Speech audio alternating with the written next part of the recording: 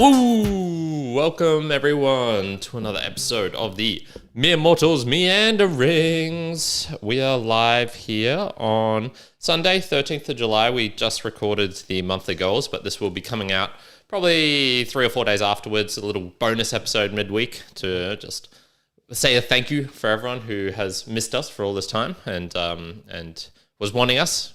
We were traveling, and we're going to be talking about traveling today. You've got Kyron here on this side at the microphone. You've got Juan here. I'm wearing my sunglasses coming off the back of Europe because it's very sunny over there. Nice and warm. Because he was hungover and drunk half the time. That's why. A Meanderings episode, before we get into the musings after this, is just one where we kind of go off the cuff. We've got some stories, rough travel stuff related to some recollections, something that I've found, some perhaps weight changes. But Juan's got a little story to kick us off with, which I don't know about either. So I'm keen to hear this. Well, I thought everyone would be excited to hear a random story that's not Europe related, but I will tie it back to Europe because I think there's been a market change for me, a markedly different change since coming back from Europe in a lot of ways. There was relaxation, maybe I was more settled, more zen, and all those things we can talk about, how it came about, fun that we had from all of that, etc. But what I did find with the of coming back, so that zen sort of feeling behind it, right? I went, okay, how is that going to apply to my everyday life? And it's been applying in lots of various different ways. Fantastic. But something in particular happened yesterday. Sure. So I drove back, went for a long run. We caught up, did another run. I went to soccer for my daughter's soccer, and we came back home after going to the cafe. Came home, I reversed the car back into our little garage. It has a roller door, right? And so I've parked it back. Now, this hasn't happened before, so it's the first time I've done this, but I didn't reverse it far enough. And sure enough, the roller door, bang, hit the car, smacked into the car. Now, it smacked right into the license plate of the car. So no real damage to the car, thank goodness. But the roller door got messed up. It went all jittery. Specifically, I'll get to the point, it had messed up its distance correlation for the motor. So then when we tried to close the door and open the door, it didn't know where it was in its position. So it would either smash the door into an open mode or just close to about a quarter of the way. So here I am oh no. However, I guess coming back off Europe, I just felt more relaxed, more zen. I was one of the past would have gone, a little bit stressed. I've got to call up someone to come and deal with it. And I don't know, again, it probably has been that just quieter time over the last month and a bit where I've gone, no, let's work it through. This is doable. And using some AI to figure out, okay, what's the machine name, how to fix it, looking up some videos, and sure enough, I figure it out. However, and here comes the point of the story, is to get into this machinery, you have to unlock it with a key. And we did not get given any of these keys when we moved into our place. So we're I know how to fix this. I need to go in here, turn it into manual mode, move it back to its reset position, and then let it go, right? Can I guess what your go on? Yeah, you got to guess. So this is where Juan does revert back to brute force, and he just rips the cover open. That's what I believe. Okay, see, you could have said that. You could have said try to just manually rip the door off its hinge and its of its gearing to return it. This is what you would have thought Juan to do. No, Juan zen calm was thinking it through, and what I did indeed do. Now I didn't pick this up through Europe. However, there's a lot of pickpockets there. To doing nefarious things. I broke into the lock. Okay. I got. And I don't have it here, but I basically got just a flat piece of metal, and I also had a little not toothpick, but just a thin metal sharp thing that my wife uses for her hair. Okay. And I basically was just in there in the lock, just unlocked it open, broke into the lock, opened that up, got it through. That sounds more luck than skill. It does. However, for those wanting to know this at home, really, really, really shitty locks, which I thought that was going to be. Yeah. As long as you jimmy them enough into the movement, and you use 2 metal sticks, one pushing in a bit of a lever, one down and one up, you will get it. Get it out really easy to break. So newsflash, if you're using cheap locks, they are easy to break. But I break into it, opened it up, fixed it, manually moved it, and I went, honestly, and I was saying to my wife, I was honestly, I think the only reason I did this is because I've come into a Zen mode from Europe in the holiday. So that's the beginners off to say, I am now know how to break locks. And also, it's all thanks to having a big European trip. So if you're having a midlife crisis, a bad time in your life, you're depressed, pay exorbitant amount of money to go to Europe and have a really long holiday trip, and you will be fixed. And you will be fixed. And you will solve all your problems. You'll solve a $5 problem. Akin to, if you're homeless, just buy a house, as people say. So it's an easy way to solve it. But anyway, that's my little story that happened yesterday, just to kick yourself into Europe. So one of the things, the awesome things that came from me from Europe was I feel much more relaxed, much more at ease, and it was because a lot of my holiday was relaxation, total, basically every day. My stressful, eventful part of my holiday was the wedding week, where for a lot of people that I've been talking to, that was their holiday portion of the holiday that they were in. So because we didn't explore that much when we were all over the place. So that's one big thing in call out that I go man, I just got a lot of that. It doesn't have to be in Europe, could have been anywhere, but we maximized for that, and I'm seeing its rewards now. Sure. Oh, that's awesome. If you need a break, break into a locker or anything now, just reach out to Juan. Don't say it was me. Just use an alter ego or something. But you can rely on me now for that. You'll know if it didn't work because it will be just broken open manually by hand. All right. Well, that's a great story. Thank you for kicking us off with that one. So I was going to give just a little brief rundown of my trip in total, and then I've got one. I want the first half of this to kind of just be some observations of the places perhaps we were at, and then the second half after the Boostagram Lounge can be our changes and perhaps interpretations of ourselves whilst traveling. Yeah, that's cool. Yep. So should we go tit for tat? You talk about your first place and observations, I'll go to first place observations. Sure. Yeah, something like that. Sounds fun. Sounds fun. And I do have a big one, which is hinting at the title, which is... I didn't see the title. I think it was fashionable feminine Florence versus monetary masculine mindset. And I've got a very, I think, a unique observation that perhaps no one else in the world could make. Okay. So, but that's stick around for that comparison. Yeah. So first place I went to was England, London, and I was absolutely surprised. I'm working on a theory that we're all being lied to, and so my theory is. What do you hear about London and the UK in general? It's grey, it's dreary, it's sad. People get the seasonal affective disorder. You're going to have mopey time. That's just the general vibe I get. It's cold. What do I get when I'm there? It's sunny. Everyone's happy. We're out in the streets having beers in Soho. Perfect weather, nice in the day, not hot in the evenings. And I think it rained once on a time when I didn't even want to be outside. Yep. So my working theory is everyone says all of these things. Keep them away. To keep the tourists away so they can keep it to themselves. So yeah, that's my working theory of London, and it's actually like that all the time. Okay. But I was surprised at how much I enjoyed it. Camden Markets was really cool. I loved being there. There was... a rave store, which I wasn't expecting.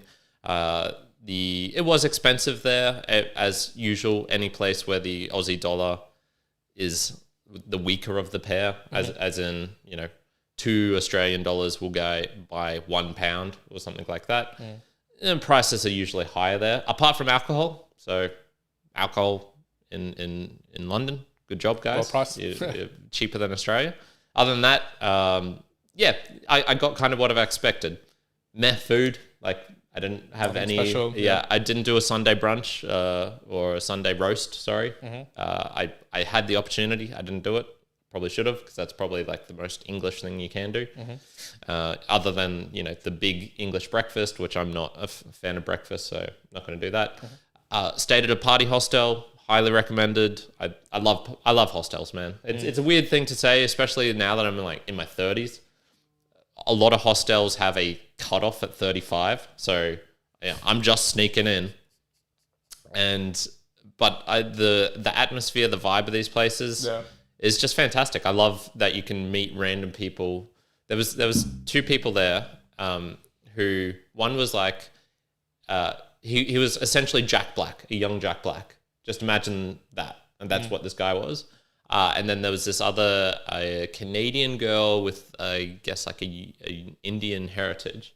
And when us three like linked up, we were saying the most fucked up things. And the best thing about these other two was they just wanted to laugh. So it didn't even matter if it wasn't that funny. They were there for a good time. It was so fun. They were there for a good time. It was so fun. So I had a blast in England, met up with our friend Vipin just before he came back to Brisbane. Correct. And I'll probably be able to link up with him once here before he goes back. I think he's already flew back. Has he? I thought I saw a post a couple of days ago. Really? From, like at the international Little airport. shithead, because he said he was going to be here for much longer. So if that is the case, then that dude, You're doomed, mate. You're fuck doomed. that guy. But yeah, I really enjoyed London more so than I was expecting. Okay, wow. I was just going to say I believe, again, directionally correct, that UK is the single place where the most millionaires have left the country. Oh, yeah. In comparison to anywhere else in the world. So as percentage-wise, yeah. Percentage-wise, like all the rich people are basically leaving the UK. Yeah. Mostly fleeing to Australia. Yeah, mostly tax reasons. The greatest places are the UAE. Yeah. No, UAE is where they're most going to. Yeah, but Australia's pretty high up there. Australia's pretty high as well. Correct. Yeah. Like my first location, so I'll go by city, and I'll just kind of evolve it based on how you're saying it. But Rome for myself. Okay, I've heard amazing things. So you didn't go to Rome? I didn't go to Rome. So look, good again for us, and I'm going to go from an angle, obviously, of a family. We stayed within the city walls, which is a pretty big area, right near the Colosseum, near the Spanish Steps. Kind of weird to have Spanish Steps, in Italy. I always thought that's kind of like strange. Okay. They are just a set of steps. Someone a couple of weeks later when we were there tried to drive down those particular Spanish steps. It was like an old person that got stuck. Oh, yeah, I heard about this. I was like, oh, that's kind of funny. We went to all the places you're supposed to see, and all fine. The Colosseum was cool. The line to go into the Colosseum would have been probably like 4 hours, and my wife had been in there before, and was like, it's really not that worth it. So I was like, with our daughter, nah, we're not gonna wait around. We're gonna walk around. Lines are the death of me. That's probably why I enjoyed England. I don't think I had any lines anywhere. Oh, that's good. We ended up finding ourselves walking a lot. If you are a parent, if you're taking a pram, Rome is not a friendly pram place in the sense of like it's cobblestone paths, it's old school Roman setup, so it's going to be difficult in that particular way. But walking around was pretty easy. I did enjoy seeing the Italian way of having coffee in the mornings at the bar. So obviously Rome is going to be a more touristy place, but I got to experience another side of Italy a couple of times. And the traditional, they basically go in the mornings before work. They actually stand at the bar, get the espresso shot, drink it, and then get on with the day. That was really cool. And have their cornetto or something like that. Freaking awesome. Mm-hmm. So that was cool to do. We stayed there for like 2 nights, and it was enough. Like that was enough to see everything we wanted to from a walk around perspectives. We weren't there to see churches and a few other things. It was more like the beginning of our journey. And I kind of went, and I want to hear this from you as well for each one of your locations. I went, cool, great as a place that I might come through by transit, but I wouldn't go back again to ever like visit again proper to be like, oh, I need to stay 7 nights again in Rome. Nah, nothing like that. Sure. No particular interesting stories, although some interesting people in the just Italian people. One of the things I did find interesting, so staying in Airbnbs here in Australia and other places, I'm usually accustomed to, you just rock up to a place, there's a key, well, if you go, whatever, it's very like informal that way. Every time in Italy we found this, it's like, no, they're like, the person, whoever's renting out, or if it's a managed thing, they come to your place, they come to the place, they'll show you around, they'll be like, this is the toilet, this is how the toilet works, this is the shower, this is your kitchen, this is how you make coffee. So they're very hands-on in your like check-in behavior, which is, again, I hadn't experienced that before, so I was like, that's kind of cool. But all in all, I went, yep, I enjoyed it. It was really nice for everyone who would, like, if you've never been to Rome, I think it's worthy of going for that one time. At least you can be like, yeah, I've been. Cool. Sure. Any interesting stories from... and one thing I have heard about Rome is, and multiple recommendations was, stay out late until 2 to 4 a.m. and get Lime scooters and hit the streets. And that is apparently a really fun experience because it's just dead quiet and you can be like Lime scootering around the Colosseum at night. That's what I've heard is I will say, I did run early morning in Rome around the place, and because like a lot of Europe, they're not a really early morning person, so I guess equivalent for like nighttime. Yeah, I was running around the Colosseum near the Spanish Steps, everywhere else with like nobody around, which was really cool. That was really cool. Yeah, that would be a nice experience. Two experiences I neglected to mention. I passed by the Big Ben and basically spat on it. They call that thing big? What an underwhelming building. That is probably the most... Was it like the Brisbane Tower size? You know the Brisbane Clock Tower? Yeah, equivalent, if that. It's... Come on, London. What's going on? It's got the finery. There's no doubt. You look at it and it's, okay, wow, that is regal. Yeah. It's... In comparison to other places, though, that like people have been, like La Familia Sagrada, there's other churches. Man, you'd be like, what the hell is this shit? I was just expecting it to be bigger, to be honest. Yeah. I was expecting it to be much, much taller. There you go. That's what everyone says about Karen when they see him naked. It's all good. Yeah. Sorry, guys. Sorry, girls. Sorry, guys. And all girls. Guys? Yeah. Exactly. The other one was I finally got to use my splits in the correct context, which was in the party hostel, drunk in a bar, nightclub / bar. I whipped them out to impress a girl, and it worked. So yeah, it was all impressive. that hundreds. Side or front? I would have done the front because side is more likely to split your pants if you do it, unless you got the right pants on. So yeah, front splits worked. Hundreds of hours put to productive use. Yeah, very good. Productively, it's paid off. Yeah. Another little travel recommendation. So from London, I went to Hamburg, and one travel recommendation. So I'm in London. I'm like, I need to get to Hamburg. What are my options? Well, I could fly there, or I could take a train. Flight, 80 minutes with Ryanair. I had baggage, much extra baggage, so I knew it would be more expensive, but it still wasn't. It was 130 euro or something, so a couple hundred Australian bucks. Looking up the travel times in the train, I was like, oh my god, like I have to take a transfer, so in Amsterdam, I think, and then it'll take probably like 10 hours. Like, fuck that, man. 80-minute flight. I'm going to choose that. Even though it's international and flying, whatever. It's 80 minutes.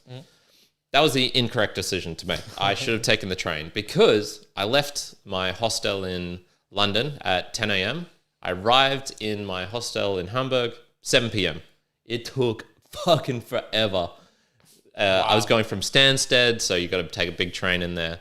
Got to get there early, and man, that place was chockers, ridiculous lines for security to get through. There's like zero customs in Europe when flying from place to place, so you're essentially pretty good with that. But man, I felt like I go to the airport with maybe like an hour extra spare. And which is like a comfortable amount, Flight got delayed. I think every flight I took in Europe got delayed. And then in Hamburg, catching the train, it was just like, I thought it was going to be 80 minutes. Turned out to be a full fucking day. So holy smokes, I would have preferred to have taken trains because at least you can get around on the train. You can move a little bit. Yeah. It's more comfortable. Yeah. Way more comfortable. So incorrect decision. There you go. And especially price-wise, they were pretty much identical. So if you got the choice, take a train instead of a flight is what my personal recommendation is. Okay. Got to Hamburg. There was kind of a little staging zone for myself before going to the Hosky Summit. I might wrap this up into two because it's Hosky related as well. And Dimmelix was there. Dimmelix, fan of the show. He's sometimes popping into the comments. Correct. He's an awesome guy in person. I loved meeting him. Beautiful guy, beautiful family. Spent time showing me around Hamburg. We went to the Reeperbahn, which is just an amazing name for a suburb. The Reeperbahn. And I got to see the red light district there, which not as infamous as the Amsterdam one, is still well known. Hamburg itself as a city, it's okay. It's just a city. I can't say I loved it, but I love seeing him. I got to watch his son play soccer. In a random location outside of Hamburg. I just had the people make the place as well. So it was a good experience for the people that were sure. there. Yep. And I got to experience this ridiculous German thing, which is they built this opera house well over budget, well over time. I'm talking like 10x over budget. And then they were trying to charge people to enter. And all the Germans there were like, Nope. fucking outroar. And so what they did is they made it free, but they had all the electronic gates and stuff built for it. So if you look online, it says, oh yeah, to enter there, to go up this like really fancy escalator with this like shimmering mirage walls, it costs €5 or something. But if you just go there in person, there's this like booth, a little hut, and you go in there and you ask the guy, hey, can I have some tickets? And he goes, yeah, okay. And just hands you as many tickets as you want. And then you walk the 20 meters from there to the electronic gate, scan the QR code and go in.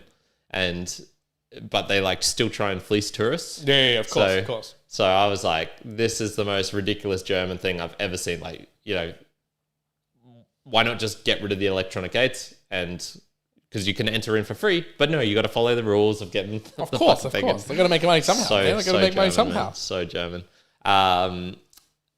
So yeah, and we then drove from Hamburg to Poland, myself, Dimmelix, and Surf, and we had all of the Hosky stuff, so we were crammed into this car with merch and the mascot. The image looked like it was a pretty packed car. Yeah. That was a nice drive, even though it was long, like 9-10 hours going across, got to see the German countryside and Poland countryside. Pretty nice. Better drive than in Brisbane, for sure. Cool. Poland, we arrived in Gdansk, or Gdansk, and that is a very pretty city. I thought it would be the prettiest. I was incorrect. There was one place that was more aesthetically pleasing. Ooh, okay. But it is well worth going to for that. A little bit, it's touristy, but also for Polish tourists, which is I think forgivable. If it's just foreign tourists, if it's like international, it gets a bit gross. But it was mostly Polish tourists, from what I could tell. And yeah, the Hosky Summit was, I think, a good success. I lugged this fucking bag all around Europe to be able to set up the Hosky Summit. So if you go to the Hosky YouTube channel, that's all my work there. You be the judge of how it looked and sounded. I think sounded reasonably. Look, it was, considering it was all just me, I think it was pretty much a success. For a one-man band type of thing. Worked out well. The main live stream didn't cut out, and so it was the full kind of 5 hours with break time in the middle as well. The live stream I did out at the kind of welcome party cut out a bunch of times, but I was moving the laptop all around, and I had little control over that. I wish I'd brought a microphone there. That would have been the only thing that I could have improved there. And did I do any other live streaming stuff? I think that was it. Really fun time. Glad I did it. It was just awesome meeting all these people in real life, and getting to meet the boss dog, getting to meet all these people I'd kind of like interacted with over the years, over the past couple of years. Just very nice. It was internet friends, so there is a little bit of a, I don't know these people that well, but I got to know Dimmelix and Surf, for example, two really cool guys, and I'm glad I was with them in the car, because could have been other people and it would have been like completely weird. Especially when it was like 9 hours, 10 hours to drive. Got some good workouts in at a calisthenic part nearby. Just everything was pretty top notch, apart from getting bed bugs. That sucked. In the fanciest hotel that I stayed in, which once again gets to the point of why do I not buy expensive things? Because they fucking disappoint me and get broken and all these sorts of things. So go for the cheap, go for the cheapest shit. So at least have the right expectation. Go for the cheap party hostel. You're gonna have a good time. And then we drove back to Berlin, and I got dropped off in Berlin. And that was pretty much that. Just a nice time. A big portion of it. Not the peak of my travels. Okay. I thought for a point like, this could be. That'd be Maybe if Hosky price had been pumping in all-time highs, it could have been Might different. Be a bit different. It wasn't. So it was Shifted the it was just sentiment a nice. little bit. Okay. It was nice, yeah. Okay. Where did you go after Rome? I'll do a couple here in one go. So we ended up going to stayed in Italy. We took a train. So now you were talking about the train versus plane ride. Yep.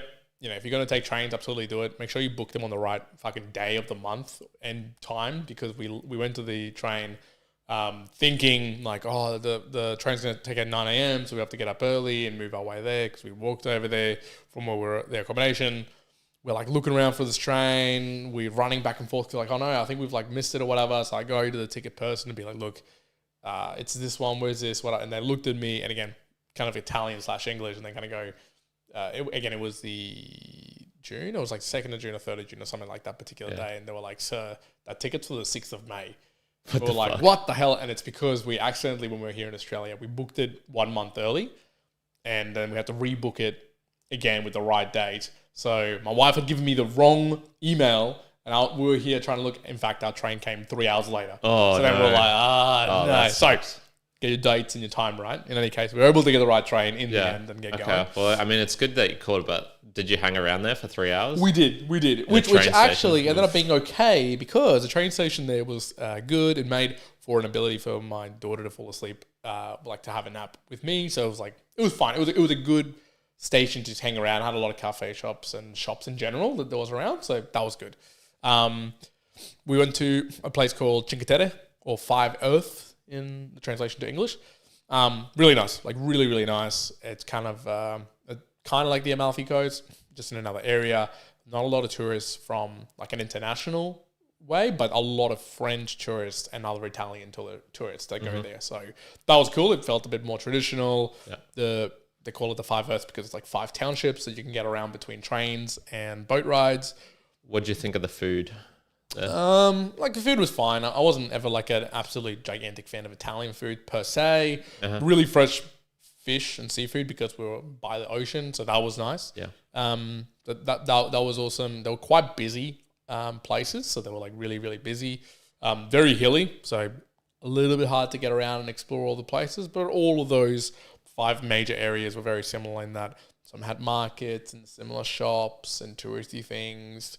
More often than not, though, was kind of like they were giving you the vibe of like fishing village with a nice little beach. And for us, again, our time spent there was being at the beach, just relaxing, maybe going through a couple of markets. But it was a good combo of nice food, yes, expensive, but not uber expensive, and enough relaxation things that it was like, yep, this was wonderful. Really, if I was going to recommend stuff as well, where we stayed, which is called Rio Maggiore, there's a walk that goes between there to the next town. That walk was like phenomenal, like amazing. But similar to, I guess, maybe like in Germany here, they try to get tourists to pay. So it costs 20 or 25 euro per person to do that particular walk. However, the little known thing, I'm assuming, I don't know if everyone gets sold this, but if you are staying in one of those townships or like one of those little towns, you get free pass to do that walk as part of like what's called the walk pass. But you have to get it approved by someone who's like around there to do that, you know, tick it off and submit it through online and whatnot. So that has to be done before you can actually do it, so you can get the free ticket. But I would imagine that there'd be quite a few people who just kind of like pay because they're like, oh my God, I want to go for this walk. And they'll just pay the costs of that without knowing that. Similarly, at least in Rio Maggiore, it's quite steep to get from the bottom to the top. There is one elevator that takes you all the way to the top, mostly where people are staying in the accommodations and whatnot. That elevator costs money. It costs like €2, €3. But again, unless you just literally walk up to the person who's there and say, no, I'm staying here. And then they'll just let you in for free. Otherwise, it's like, no, pay me the €2, pay me the €3. So it's like, again, it's like, it is free, but it isn't if you don't like ask the right incantation. So it's a little bit annoying in that way. But overall, like I really loved it. Like very picturesque, very beautiful. Lots of just little hidden alcoves in the boats and whatnot. Fantastic. And then from there, we ended up going on a bus. Now, the interesting thing to call out here, between Italy to France to Croatia to Greece, like there was no passport checking, no customs checking. man, you could have been smuggling whatever you wanted to. It was nuts. Like I was like, what is going on? So when we took the bus from Cinque Terre, we went Cinque Terre to La Spezia on a bus to Genoa. Genoa was a piece of shit.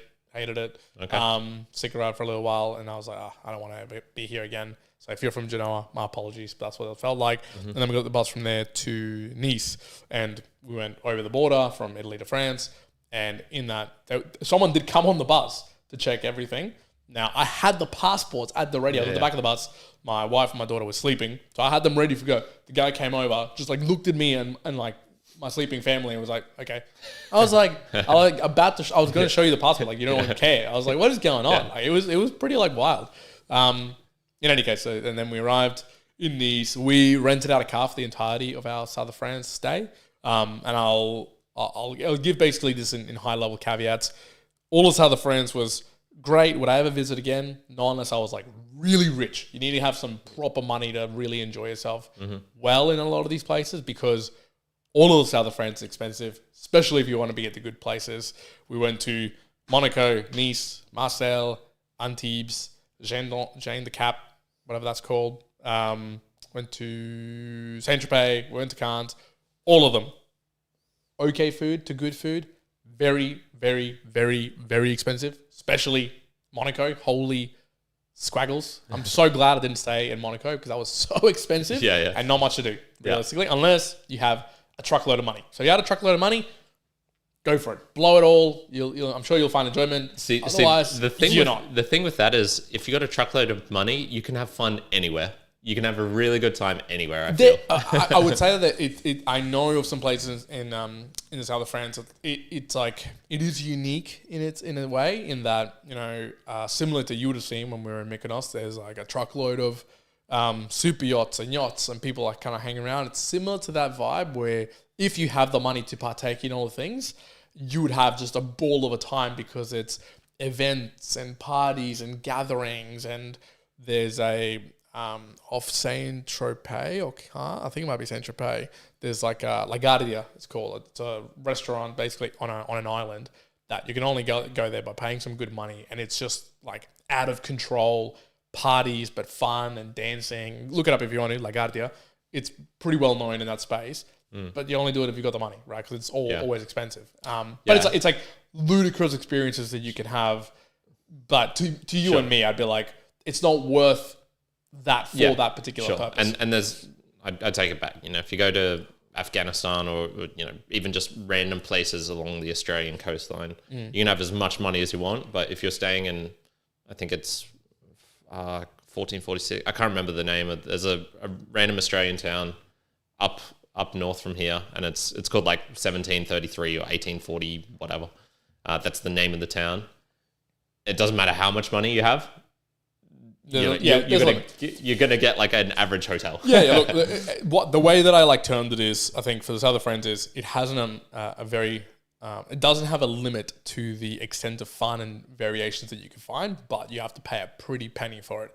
Beautiful to drive around the countryside. There was some beautiful places to go to and explore for sure, but at least as a family unit, there was some good beaches. It wasn't the absolute best.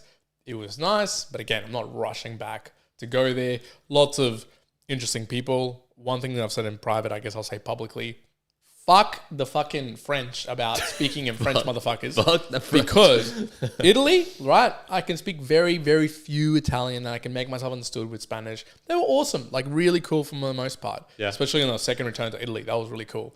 But the French, like I tried to first of all speak French, speak, and they're very, very subtle, just to ask for coffee, for a croissant, for little things. And they were just like, nah, fuck you. In all places, really. Unless, and this is what I'm saying, unless you went somewhere with a lot of money.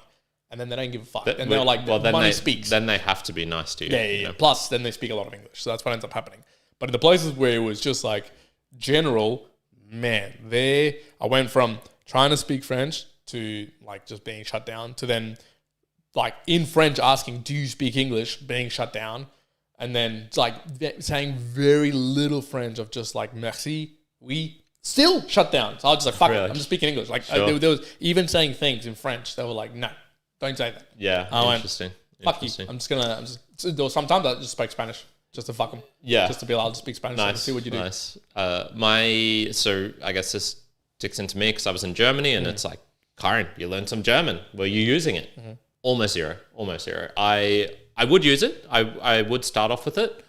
They would then immediately basically speak to me in English, but it wasn't in a rude way. It was just, okay, this is, we'll speak in English. It's easier for everyone. And I was okay with that. So it wasn't, and if I continued to speak in German, then we could have. So it wasn't. Okay, that's all right. Yeah, I didn't get the rudeness. Well, this was mine. Like, I would go to a place like by the beach. Like, it's touristy.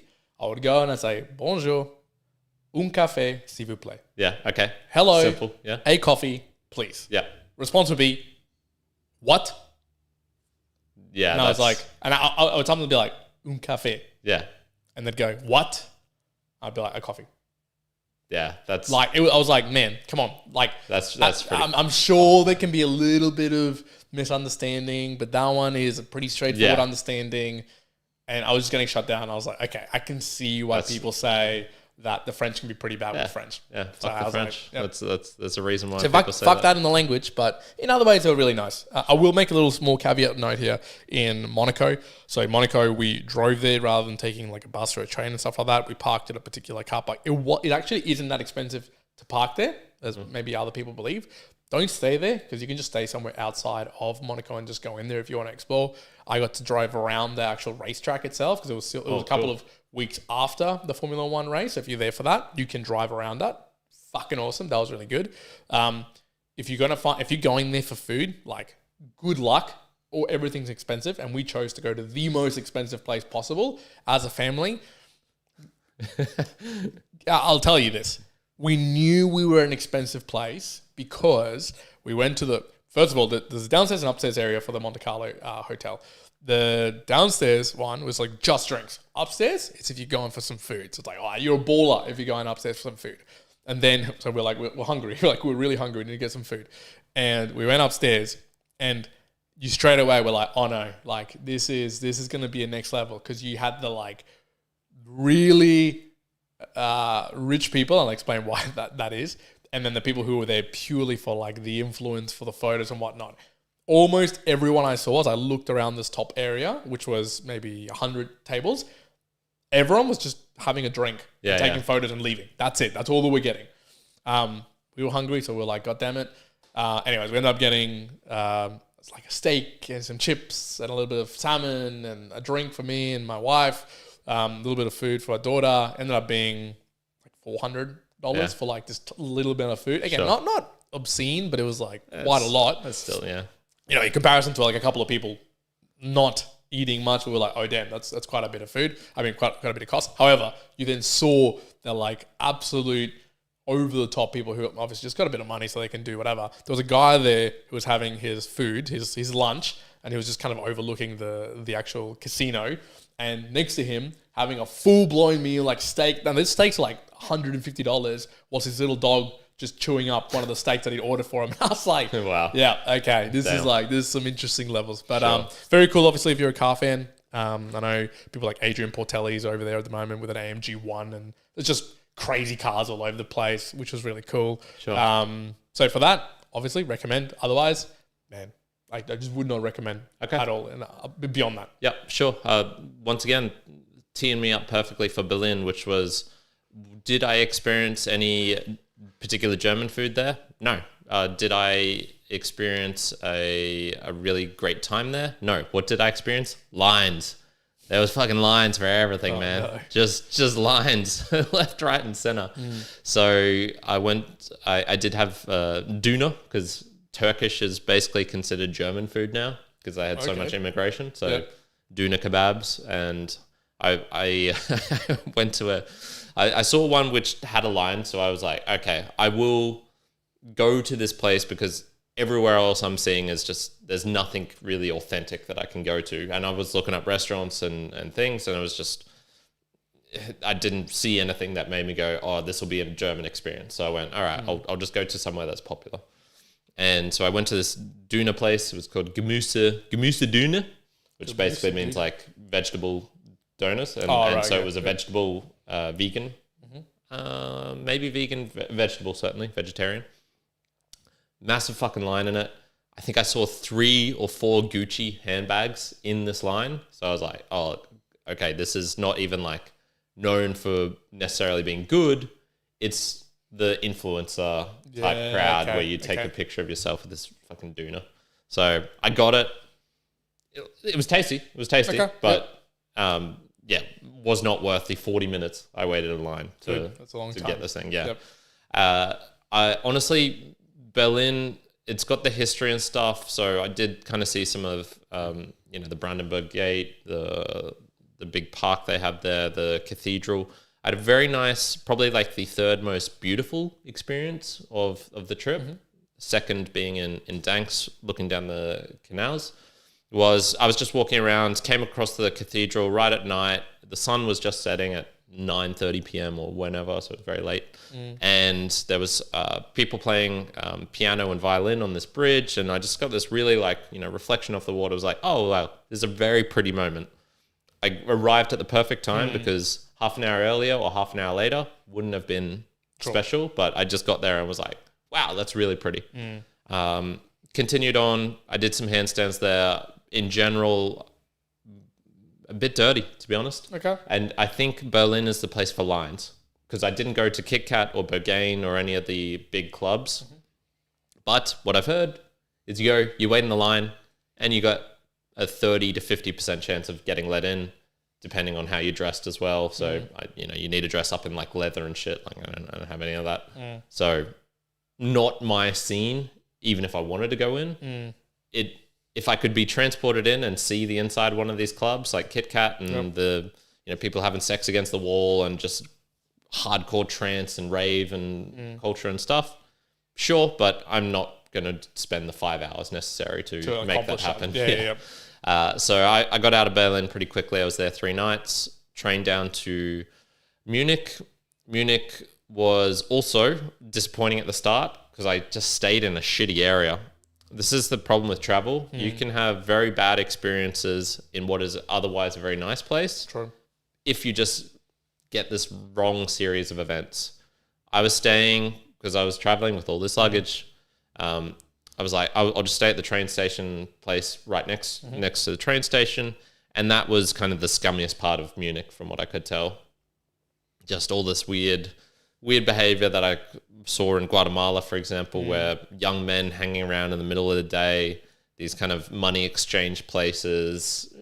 It gave off bad vibes, and it wasn't just me who was experiencing this.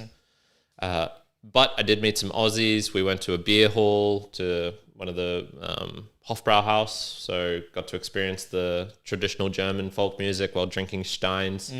That was really fun. Ate a lot of bratwurst there, which was nice.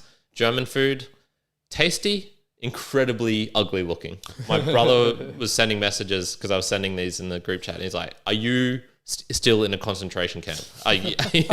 Is this the rations you're getting fed?" Because sure, it's potatoes, it's meat. There's not a whole lot of salads and pretty looking things, so you're getting a lot of yellow to brown, sort of thing. Yellow to brown looking food. So yes, it's not particularly not the prettiest, but it was nice. I did enjoy it. Okay. After that, I moved. So I was 8 nights in Munich. So it was probably the longest place I stayed. My friend Danny was there. The girl that I had met randomly in Brisbane, and then like 3 years later managed to see her again. She showed me around. She showed me some of the more like hip parts, I guess, of Munich, and that was really cool. I went to a bar which was a ship that was on top of a railway track in like the outskirts, and I got absolutely stooged because she's like, "Oh, we're gonna go meet a friend and we'll watch," and she wants to watch this guy who she's like kind of interested in performing just in his like little mini pub music, live pub music. So I was like, okay, cool. I get there. Instead of one friend, it's 5, and they're all Peruvian or Latinas in general, Peruvian, Colombian, Mexican. And of course, they're going to be speaking Spanish. So I was like, oh, fuck. Well, I haven't used my Spanish in 2 years, but all right, let's dust it off and try and communicate with these rapidly talking Latinas. I did okay. I did better than I thought I would. So that was a nice experience, a nice win for myself, where I was like, yes, sweet, still got it in the tank. That's good. It wasn't fluent. I screwed up a lot of things, but I was able to communicate and partake in the conversation. Wasn't just sitting there on my own. So that was really nice. Kind of like ships passing in the night, Danny. She was a really cool chick. If I was staying in Germany or if she was staying in Brisbane or something like that, I think there'd be a chance at a relationship of some sort. Unfortunately not. So life goes on. I also met some other really cool people. They had a really nice calisthenic park in the Olympic Munich park. That'd be cool. I met a couple of cool people there, which was, it's also about finding your vibe, right? Of finding the things that you like to do. I was going to calisthenics parks and I met some really fun people there. I met a movement guy in Hamburg. This girl, Hannah, I don't have it on me, but she reminds me of my friend Bree here in Brisbane, who you met for the photos. And she gave me, I asked her, because she was really small, I asked her like midway through meeting her, like, oh, how tall are you? She's like, oh, I got a card for you. And then brings out this card, which is like German humor, like, hi, ich bin Hannah, ich bin like 1.54 meters small. And then all of these jokes about how, yes, she can see over the steering wheel. And yes, she's the perfect height to put your beer on top of it. Like, it was really funny. Weird, such a weird, like, specific thing to do, but makes it like so memorable, right? Yeah, she was unique. And that was what I enjoyed about Munich, the kind of uniqueness of it. Going out to Neuschwanstein and I think it's Linderhof castles. Very beautiful, well worth going out to see. It's touristy, but it's still, like, where else are you going to see something like that? Very few in between. Very, very nice. And then from Munich, I flew to Mykonos, and we talked about that a lot there. So we did. I think we can skip the Mykonos bit. I'll quickly. Unlimited goon is probably the highlight of Mykonos. There's a lot of goon. There's a lot of goon on one of the boat tours. I'll quickly go from basically out of France. And in France, by the way, food wise, I ate no traditional like French food, to be honest, like none at all. And whatever, I don't think I felt like I missed anything. We went to Croatia and we explored Dubrovnik and Split, and we did a bus ride in between the two of them. So we got to see the countryside of Croatia, and this will be a thing in the future as well for Montenegro, which we went to visit as well, given the fact that all that area was Yugoslavia, right, which is all very similar not too long ago, 30 years ago, something like that, 35 years ago. So a lot of that, there's a lot of similarities in food and what it looks like and whatnot. But Dubrovnik was beautiful. The old town was as amazing as you could possibly imagine. It was. I've never watched Game of Thrones. I've watched like 10 minutes of one episode, but I could tell like Game of Thrones vibe. I'll give you this though. The old town in Dubrovnik is beautiful in its aesthetic and its purpose of it, but fuck me dead, so they made it as touristy as possible. So you walk through this old town, which I think a lot of people do still live there, and you can stay in like upper areas of it. But as you walk through the main town, it felt like I was like Disney, and every shop was a Game of Thrones or some other type of selling. It actually took away a lot from where I was. I was like, that's a shame. What is it? I feel like I'm in a Hollywood studio than the real place. So that was a little bit split differently. It did have an old town in the same way, but it was less touristy. It was more traditional, and that was awesome. Although Split, I didn't enjoy as much in its like holistic how not. It was a bit more dirty, a little bit more not less touristy, but more big city type vibe that I didn't really enjoy. Whereas in Dubrovnik, we stayed away from the old town, out towards more of the suburbs, 1.5 kilometers away, near a beach called Sunset Beach. And man, was that beautiful. That was unbelievable, some of those places. Sunset there was like amazing. There's this beautiful walk that you can go around the point and the headland. Any Australian who's done like headland walking around, like beach walking, we have some really beautiful spaces in Australia to do that.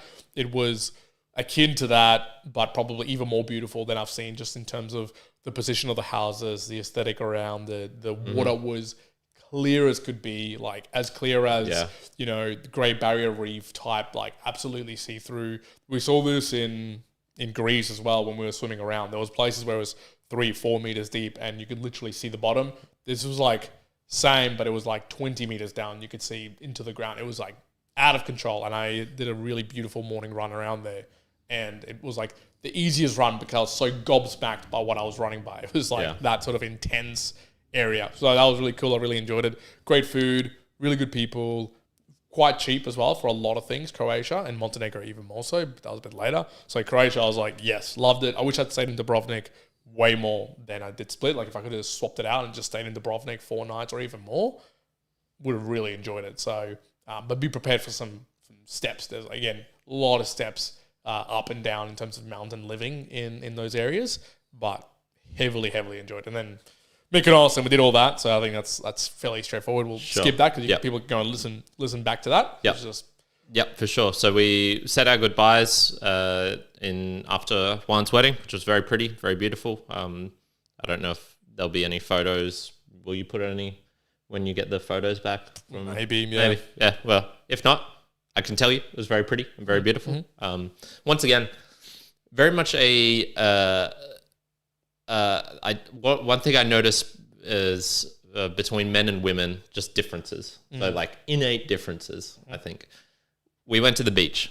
So we all go to the beach. We lay out our stuff. And what's the immediate thing that the men do versus the women? The women, they get down, they start sunbathing, they're gossiping, talking amongst themselves. Yep. The men, we go out, we go for a swim, like active thing. Then we find some rocks, and then we just start throwing them at this buoy that's 30 meters out or whatever. And it was such a like, that's a very boy thing to do. Correct. Like just start throwing rocks at random shit. That's how it is. There's some distinct differences between a female and a male. Yeah. So that's right there. So I went to, where did I fly in? I flew into Florence. So flew into Florence, and I'll talk about the experience with my ex there. But Florence as a city, very beautiful, and also has a dark underside, I would say, to it. But I'll leave that for after the Boostagram Lounge because I want to get through this stuff quicker. Italy, just in general. So I did a day trip out to Via Reggio, so I got to see a beach. That was awesome. Seeing beaches with mountains right next to it, that was an experience for me. That was going like, yeah, I'm never seeing this in Australia. That's fucking cool. Yep. Or maybe you can in Australia, but I haven't been to a place like that. So that and the experience of getting a beach deck or what is it? A chair, staying under the tower.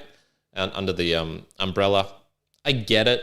It's still weird to me that you can't just go to the beach and just be there. It's like, no. Or if you do, there's like a little section corner for the peasants where you go yourself. So I find that a little bit weird, but whatever, cultural difference. The worst meal of my entire trip was at one of these beach things. Good. Fucking disgusting pasta. It was awful. And I don't think I ordered pasta once in my holiday. Really? Okay, you did well because Italy, I'm sorry, average pasta. Average pasta. And I tried and experimented a fair few places, even what I would describe as like expensive. And even then I was just like, this is overrated. The one place where I had nice pasta, it was just because it had a bucket load of like Parmesan cheese that I could dump on top, which masked the flavor essentially. Severely underwhelming in terms of pasta. I take it back. I did order pasta once when we were in Rome, and it was some cacio e pepe. Okay. Actually, no, La Spezia and cacio e pepe, and cacio e pepe is very like plain in itself, so the expectation was well met. Sure. Nice. Leaning Tower of Pisa, the most touristic thing that I probably did, and also the best. I love the Leaning Tower of Pisa. You don't need to spend 2 nights there like I did. Due to reasons, I was just kind of spending time there. Also explained shortly afterwards, but I went to the tower 3 times, and every single time I was like, this is fucking awesome. Look at this fucking tower. This is ridiculous. What I liked about it, there's so much space around. I thought it was going to be really crowded, and there was a lot of people there, but I didn't feel grassy area. I didn't feel crowded, and I was able to get like a couple of handstand photos next to it. It's also kind of, it's one of the places where you're doing the leaning thing and it's funny, and or like the different ones where it's coming out of your butt or whatever. I think it's still funny. I think everyone's getting into the joke of like, it's silly and whatnot, but everyone's doing it, so it's kind of becomes like meta in a way. So that was awesome. 2 events that I saw, one that I planned and one that was random, was Calcio Storico. So I did end up going to see that. What a ridiculous sport. The first time I've ever seen live fighting. I can see the appeal of it, in terms of being an actual spectator of the spectacle, but then also if I was to put myself in one of their shoes, of the violence and the fear, I can understand why people do this. I dislike violence in general. If it's consenting violence, which in this case it kind of was, because there's rules around it. Maybe that is certainly more acceptable. Sure. If people want to do violence against each other and they're either it is no rules and they agree to that, kind of like war, or it's in a cage match type thing like MMA or Calcio Storico. Yeah, sure. People can do whatever they want. A spectacle, also very uncomfortable. You're in the heat. You're crowded in with people.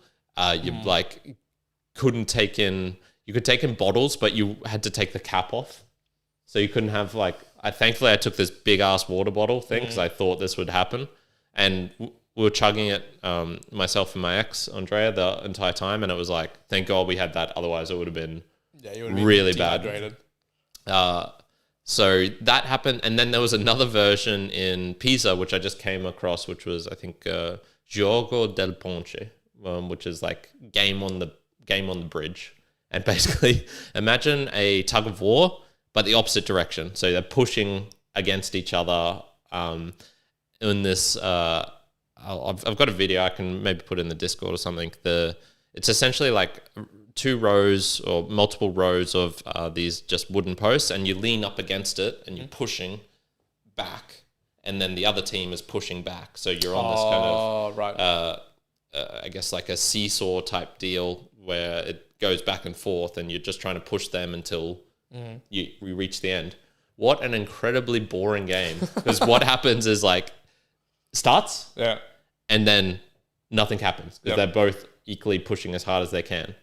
And then 5 minutes later, the announcer's like, what a combat, the fierce, fighters are giving everything. Nothing's moved. They have not moved from this thing. And then gradually, you'll take one step, and then that's the team that's going to win. There's no fight back. If you give any ground, you're going to lose.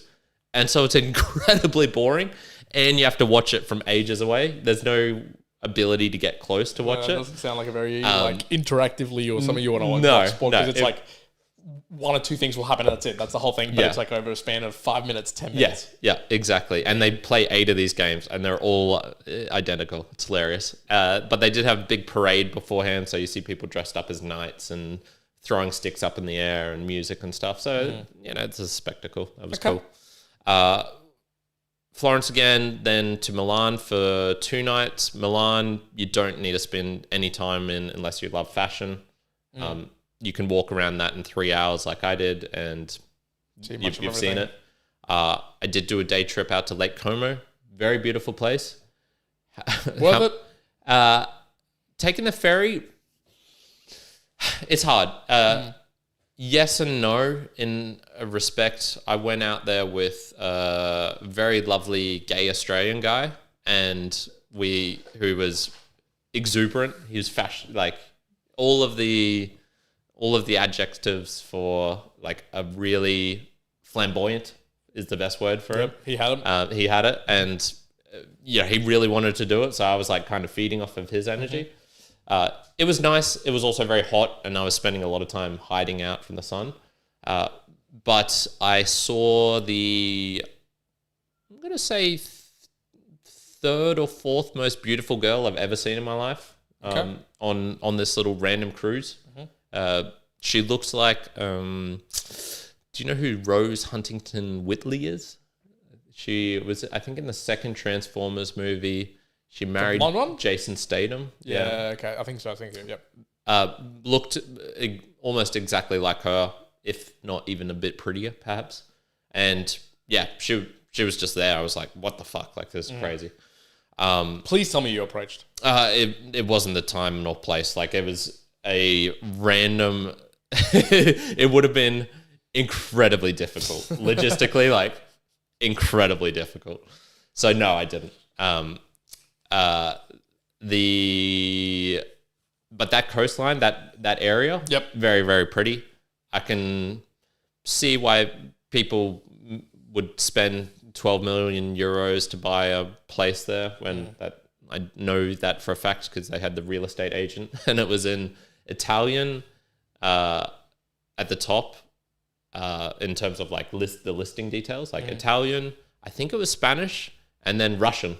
So nice. I imagine there's quite a few Russian oligarchs Probably who have bought property along Lake Como.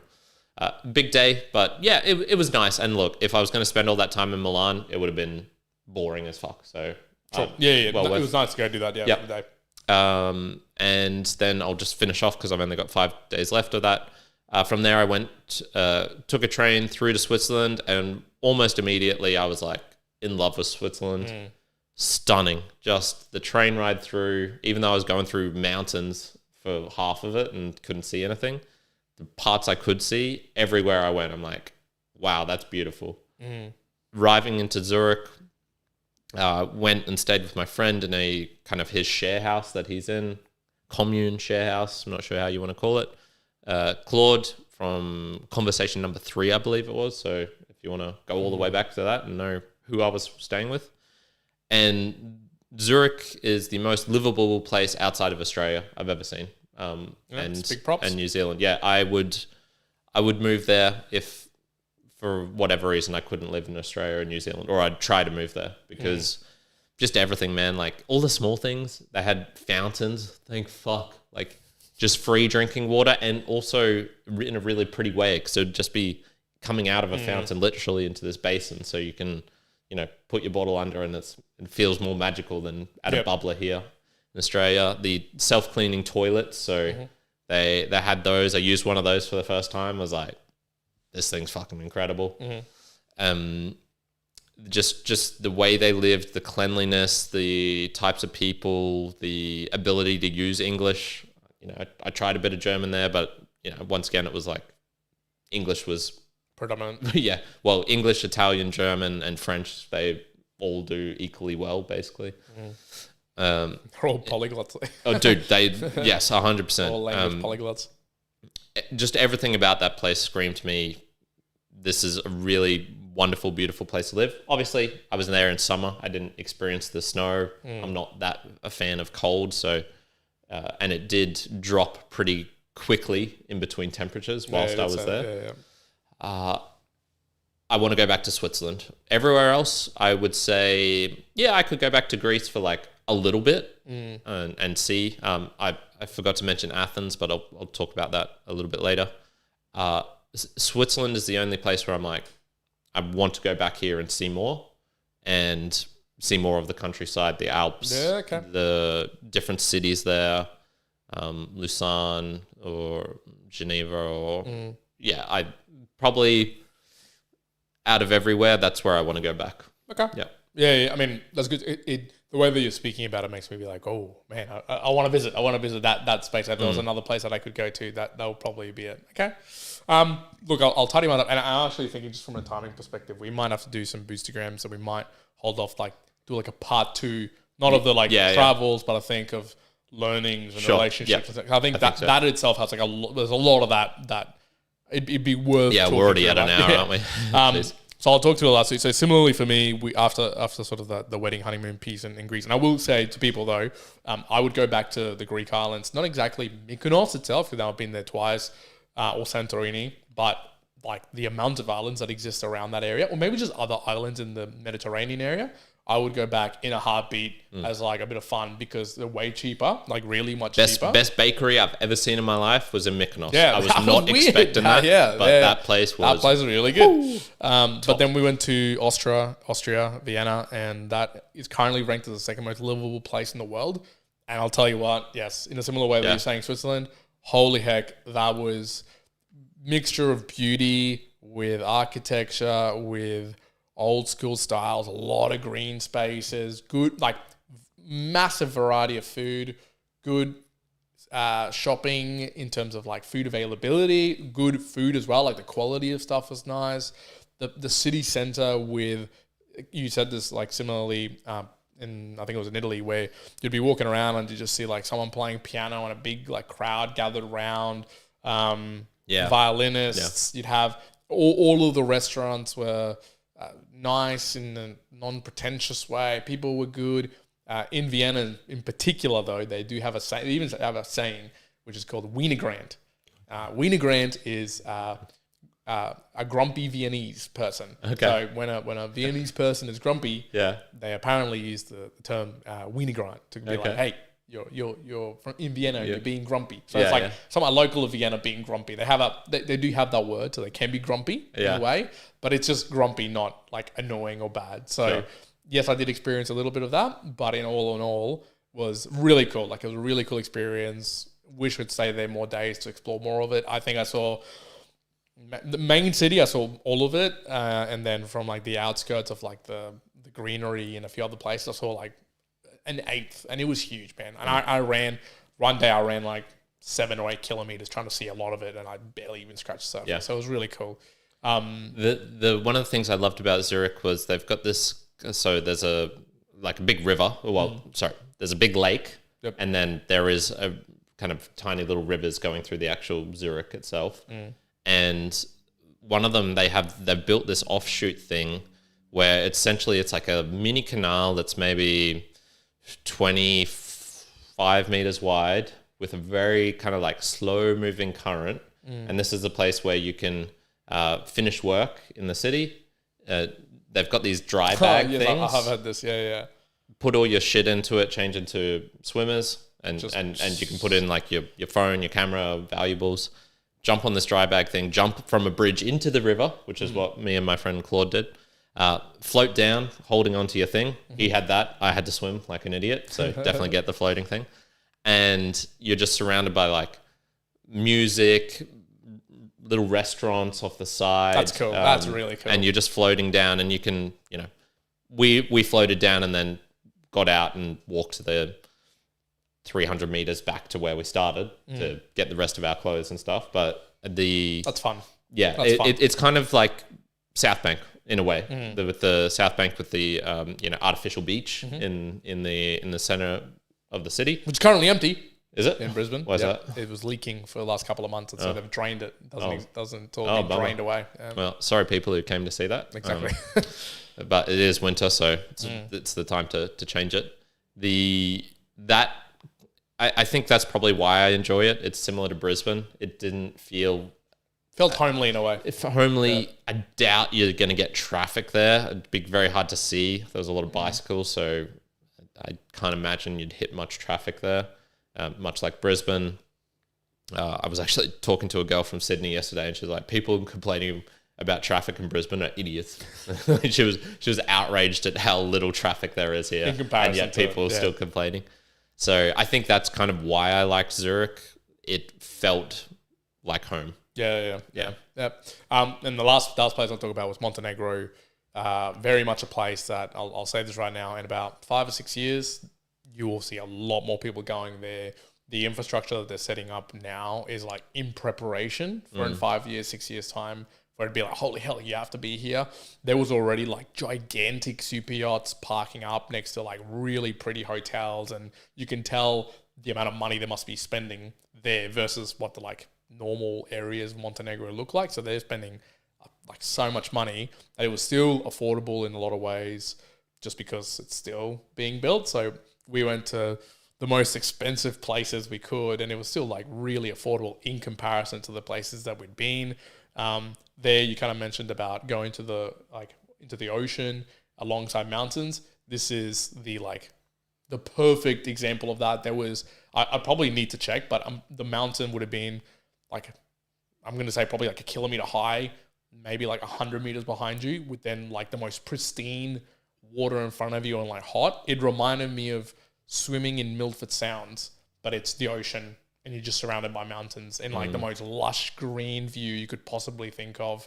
It was like, there is no other place I've ever been to that's like that in terms of like an ocean with that backdrop, like Yeah. bar none. And we started a place the second day, again, basically morning till the evening, paid for a seat, 2 seats, basically a giant bed by the beach. And it was a place that just played music, brought us drinks. It was by the water, and you got 180-degree view basically from left to right of the entire alcove, I guess you'd say, of the water we were in. And yeah, like if you had to define, for me at least, a great relaxing day and where I would be situated, it would have to be there. It was just like incredible in terms of every time you would just look, you'd be like, what in the world am I seeing? When you got warm, you go into the water. So Montenegro was like really fun. Even just like the people really nice. We found ourselves like our favorite coffee shop. We went back there, I think 5 times in the 4 days that we were there. Fun. Spent like hours there each time. It was really, really good. So that's how I marked the final place. And then we went to Italy, and we stayed 1 day in the outskirts of Italy. So we weren't even near Rome. Basically no English. There was just like maybe one person that we stumbled upon that spoke English. But that was really nice. It was very like living in the burbs. Like rustic, really rustic. I mentioned it right at the beginning of like people going in to have their coffee at the bar. This was like, everyone was doing it because we were there. We went to the cafe during the morning, and it was, friendly people. I spoke a little bit of Italian, and they loved it. Like they were really like happy about that. They continued to speak Italian. Like that was the nice thing. Yeah. They could tell that I wasn't an Italian speaker, but they continued to speak Italian. I spoke like Italian, Spanish. And we made ourselves understood. And I was like, this was really nice. It was a good way to end it. And then final one I'll say is the Rome airport. Fuck me, it was expensive. Holy shit. Do not go eat at the Rome airport. We went to like one restaurant that we were going to eat, and it was like on par with Monaco level of expensiveness. Jeez. But just shit tasting food. We were like, I think we got like a salad or something, like a sandwich, some water, and a little bit of chips for my daughter, and it was like 80 Australian dollars. I was like, it was so bad. Like it was. I wish I remember the names so I could tell you people never to go ever again. Yeah. But then we came home, and then that was the trip. Brilliant. Yeah, so Zurich is expensive. Switzerland is expensive. But if you work there, it makes up for it. So my friend Sandy, my friend Claude's Sandy's wife, she's my friend as well. She is a school teacher, and I believe she's on 80 to 100K franc. So that's like that's like 160 to 200 Australian a year. So yes, it is expensive there, but if you work there, it's like an equivalently paid. It equals level. out. Yeah, it's not like it's cost of living there is expensive for them. It's just they're really good with their money. The Swiss, good on them. The neutral, the gold, the banking capital of the world sort of deal that they've got going on. I wonder if that's still the case anymore. I don't know if that's changed a lot. I think there's still a lot of aspects about their culture. Claude was explaining it to me, kind of the history and then also the present day of they still have that kind of neutrality, which makes them a good place for storing of wealth. So I believe that still is the case by and large. And, theirs is the most expensive money that I've come across so far. So, sure. The reason I say this, I know like other places is like Malta has it's a very easy way for really influential or rich people to get into the European Union because it's a very like low cost of entry through a Maltese passport. You can just buy your way in. Same with Italy. Switzerland, I don't believe so. I believe if you want to become a Swiss citizen, it would be. You got to learn German, probably maybe a bit of Italian, like Swiss German at that. One of my cousins would be, I guess I would. Like she was Colombian and like became a Swiss like national. I guess it would be, and it was a very, very, very, very long. Long journey. There was a Russian girl I met on the plane, coming back home, who is a Swiss permanent resident or national now, and she was saying, her citizen test, she had to know who like the mayor was of her town, of the local county, of the, you'd have to like know. We'd fail that now. Oh yeah, bro. I've got zero chance of doing that. You've been kicked out of Australia. That was a fucking question to ask. Abu Dhabi airport, very glitzy, very gigantic elevators. I liked how impressively large it was. I didn't get to see outside of the country or anything. Flying with Emirates was just straight through. Last thing was I also found the one place that I repeatedly hit, apart from the bakery in Mykonos, was an ice cream shop in Florence, which had this chocolate mousse ice cream, which was just fucking crazy. And very, very... The ice cream there was nice and affordable, I would say. Okay. Like, it wasn't... It was probably about Australian prices, but it was nice. The funny thing, I think, for the whole trip for me as well, just food quickly. Pizzas, average. Yeah. Average. Well, that's what I was going to say. From a food perspective, I couldn't tell you right now. There wasn't a single place that I went like, oh my God, that was impressive. Maybe the pork I had in Mykonos near that beach. That was like really high up there. Greek food. Greek food was good. Greek food is good. Probably the highlight. And I didn't even get to eat halloumi or any of the seafood there. So, that I also kind of feel like I missed out. Missed out on some aspects of it. I'm going to just jump in the Boostagram, just tie us off, and then we'll just kind of say some final words next. I know we're So how far are we going back? Probably to... we're going to the 4th of June. 4th of June. Because we did that episode... Well, sorry. Peter had one from the 8th of June, and the next one's 4th of July. Okay. Sorry, I'm going to go from the 4th of July. Sure. We might have already read it out last time, but... Yeah. I don't think we have this one because Cole McCormick said we need the mere mortals to return.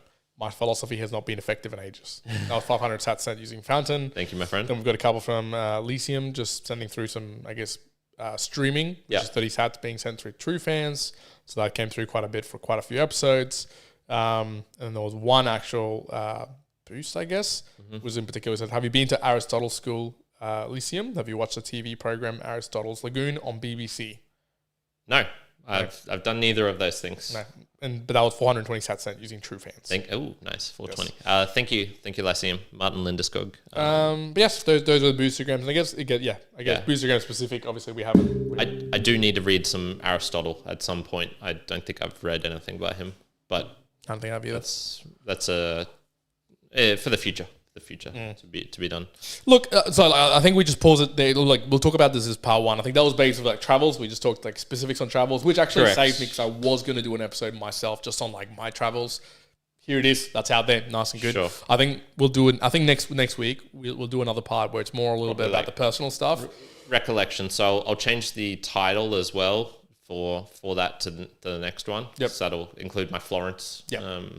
Specifics as well. Florence alliteration and the insight. So stay tuned for that one. That one will be more about our experiences, I guess, whilst traveling in terms of like changes to our personality or character. Or something. Take this one. I think take this one as like this was the general travel advice / general travel of ours, and then the next one I think it will be like our personal takeaways, some of the personal learning, for sure. Some of the other, and like, again, might not be as applicable to the example that might be for you, but just as a pry into the lives of us and how that travel might have changed, the things that we experience, etc. Yep, for sure. If you want to support the show, the couple of different ways you can do that: sending in comments and reaching out via social media, liking, posting, all those sorts of things. If you have any travel recommendations, things that you've enjoyed, things that you would say are worth. We just said, Austria, Vienna was really awesome. You said Switzerland. If you got an example of this somewhere else in the world, pull it out. Where else in the world feels like home? That'd be kind of cool. Or even like Juan said with the Montenegro, a place that will be amazing in 5 years. So you can kind of like get in before it does become super amazing, or before it becomes too touristy. One thing. Like Jason, Tim Ferriss went to Taiwan not too long ago, and he make a comment about how when he was there, people there were kind of not oblivious. They was just uncaring as to whether China invaded them or not. They were like, if it happens, it happens. If not. But they continued this like nice mindset of what it was being. But I remember him saying something along the lines of, you never know what is going to happen in the next 5-10 years. And so Taiwan would be a cool place to go visit now versus later. So there's another place like that you're like, look, if you go, you kind of have to go now before the next 5-10 years. Because maybe it is changing, like I just said, Montenegro, but it'll be for the worse, not for the better. What's those sort of places? That would be cool to know as well. Because that might be like, oh, okay, I'll go to those places. Yep, for sure. And also Asia, because that's probably where I will be going next year. At least for a portion, I think, if I had to say, and maybe even yourself or other people. I've been to some parts of Asia and a lot of Asia. I mean, I've been to Thailand, Hong Kong, Taiwan, Malaysia, I'm more thinking like Southeast Asia in terms of that. But yes, Me more was going to go to Cambodia. Find us Yeah. at the killing fields. We'll do 2 episodes from there. good lord. If you're still listening to it this time, Yeah, I yeah. hope you get that joke. You can also reach out via PayPal and send us some PayPal or a boost on a mod podcasting app like Fountain, True Fans, Podcast Guru, Castomatic, places like that. There was these 2 comments, and they were from your mum, I believe, and she was asking about a song. And Oh yeah, I forgot to ask you this. Yeah. Do you know what the song is? Because she kept asking me, and I'm like, I don't remember. I do know. Here we go. Because Here we it's go. in my sham. So this is the official song. So every trip that Juan, myself, and Joey have taken, Yeah, we've had some sort of official song. There's been a song. Panau Gold was the one for Japan. Yep, we had Tigger's Taste was in Mexico. And so the official song for this was "Too Cool to Be Careless" by Pausa. So Cool to be careless. I'll be sure to send that on to you so you can send that on to your mum. But that was the song that was coming on this Greek radio almost daily as we were just chilling out in Mykonos. So that was the official song of our trip, and it was a pretty good one. Cool. Okay, I like that. So yeah, thanks everyone for joining in. Thank you A rather very much. long episode, this one, and it's good to be back. There'll be plenty more episodes coming out. Oh man, so much more, man. So much more. So much more. A lot to come, and we should be consistent at this 9 a.m. Sunday Australian Eastern Standard Time. So correct. Look out for that in the future. And yeah, Juan, take us. We'll leave it there. Me and Mortalates, wherever you are in the world. Buckle in. It's going to be fun for the next couple of months. Oh yeah. Juan out. Going out. Oh, ciao. Good.